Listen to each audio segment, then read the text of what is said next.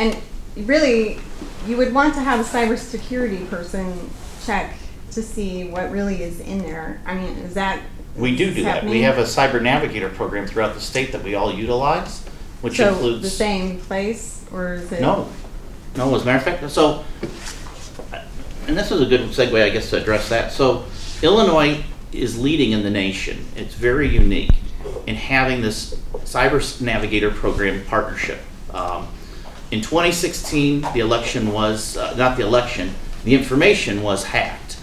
They entered Kankakee County. We know exactly how the Russians did it. They hacked Kankakee.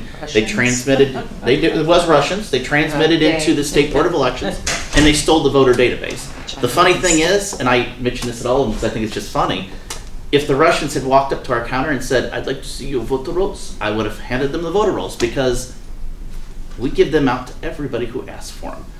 And when they got the file that they stole, it got scrambled. So it had my name, Scott's address, and Elizabeth's vote history.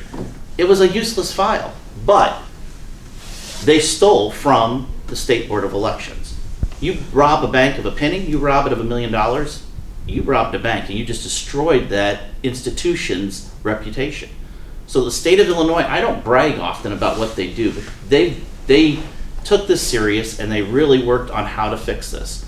And what they did was formed a partnership, the Cyber Navigator program, which all of us in the state of Illinois are a part of. We all signed in to be a member of this.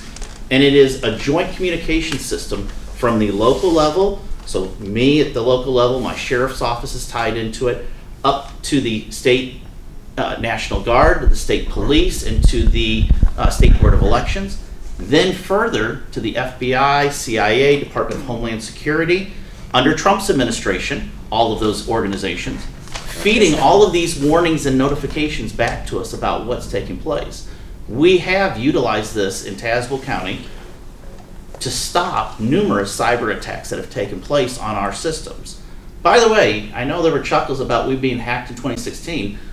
We now know that 5 other states were as well, and they just didn't know it. So Illinois was. We knew it, we identified it, and we fixed it. Other states are now copying Illinois' model of this because it's a unique partnership of information sharing both ways to allow us to know what's going on. And that's key too, because when those cyber attacks that hit me, Scott got them as well. So did Elizabeth, because they're lazy, they copy and they just attack randomly everybody. Now Illinois' advantage in this process is there are 109 election authorities, so you have to hack all 109 of us to achieve anything. And we all have different operating systems, so it makes it extremely difficult. We're lucky that way. The states, the other 5 that got hacked, you only had to hack the Secretary of State's office or the election authority for the state, so it made it a lot easier. So Illinois has benefited from that, but this Cyber Navigator program, the state installed a secured fiber optic line to each of our offices from the Capitol building, so that when we communicate information concerning the election, it's sealed, it's secured. There isn't any way to hack it, to tap it, because it's not on public airways. That's what happened in 2016. We were using public utilities to communicate. We don't do that anymore. Every single office is run through this new system. That cost quite a bit of money that the state invested into making sure that the network was aligned. You guys all know fiber optic, trying to get a fiber optic line to your house, how expensive it is. Can you imagine all 109 through the state of Illinois receiving this? The FBI, CIA bulletins that we receive, is it every other day or is it sometimes daily? We know, we know what's being attempted. They're the ones that are attempting it. Well, we know that Russia, China, Iran, we know that there are internal individuals that have done it. Just like your cybersecurity, who's the ones that own those companies? Yeah, Did you read that's about Connect in Michigan? Well, my cybersecurity official is in Tazewell County. I've hired a local firm to navigate that for me. Okay, and who, okay. Who do All right. He polices our Like, well, system. like Connect, it's got all the pool work, that company in Michigan, it's all tied to China. So don't say that's where the trust is who's running the companies. But again, that gets back to the advantage of Illinois over other states where each local official is deciding that on their own. Each individual is tying into the companies they want to partner with. We don't have one conglomerate that has control in Illinois. I don't think that matters. I was just curious, what is it for Peoria then? What cybersecurity We have the same I mean, cybersecurity. like a person that literally comes The in and internal looks stuff. Yeah. at this to see County what's IT. in the Yeah, system. county IT. County. But let's be clear here. County IT is not coming and touching any of our voting equipment. What he's talking about has nothing to do with our voting equipment. What he's talking about is voter registration, and I know, these are but- two completely separate things. That's what I was talking about though, is looking at, in the machine, looking at the guts, seeing what's in there. That's done at the state level and the federal level when that is certified. And that has to go through that process, which is a very rigorous process at both levels before we can even purchase that and look at it.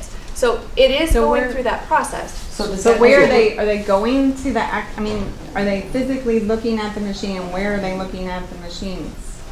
I think that Not just at the company had somebody say that it was certified, but is somebody actually looking yes, at our machines and where do they look at in them? Springfield. They go and they have to go through the whole process at Springfield. There's a whole board within the State Board of Elections that certifies election equipment, not just the equipment, but any update that you do. Okay, so that's who I wanna know. Who Yes. is that? Who is The that? State Board of Elections. Oh, so, okay, so I would have to ask them who is actually looking at the machines. I think his to name is certify Kyle them. Thomas, is in charge of the program. The testing, or Yes. the certification program. Then at a local Is that level, the EAC that you're, That's the Part of federal it? level. okay. and then I guess for my county too, again, I have that advantage that the company in Tremont, they're the ones that have made the equipment and that are selling it to me, so I have the advantage of it's Ken Gibson, Liberty Systems, right there in Tremont. You can go to the building and take a look at it. I think the gist of it is that the machines are uploading equipment, all that stuff is air gapped. It's safe and secure, so it never actually touches where an easy way for someone to then get into those systems was if they were hooked up to an internet connection. And then you're able to backload in that information, be able to But- get access to that firmware that was actually operating and running the equipment. Since the machines don't touch an internet connection, they're all self-contained. The memory cards are all self-contained. They never see any of this. Okay, There's but like- file safes built and they'll be built the gaps into this so that they are protected, so that there's not giving them an opportunity to be able to do nefarious activities. Okay.